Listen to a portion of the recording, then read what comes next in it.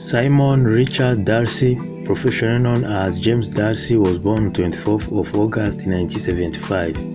He is an English actor and film director. He is known for performing in many movies including Marvel Cinematic Universe, Agent Carter, Avengers, Broadchurch,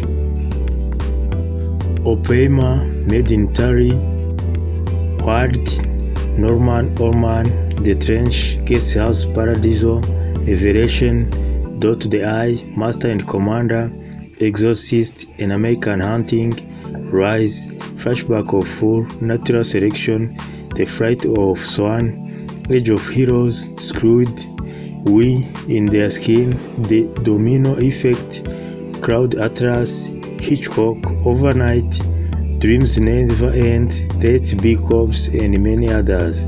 His recent movies are Warning is in 2021, North of Normal is in 2022, and Oppenheimer is in 2023. He also acted in many television series including Silent Witness, Brookside, The Gentleman, The Roof Rwanda Mystery, The Life of Adventure of Nicholas Nikkei, Dark Realism, Come Together, and many others. His recent television shows are The Hot Zone released in 2019, Realdo and Red Election released in 2021, Deadline and Grace released in 2023, and Constellation released in 2024. In his career, he was nominated for Ran Chaston Award in 2022. Wishing happy birthday to James Darcy. Don't forget to like and subscribe. Have a nice day. Uyu munsi ni isabukuru y'amavuko ya Simon Richard Darcy uzwi nka James Darcy. Uyu munsi akaba yagize isabukuru y'imyaka 49.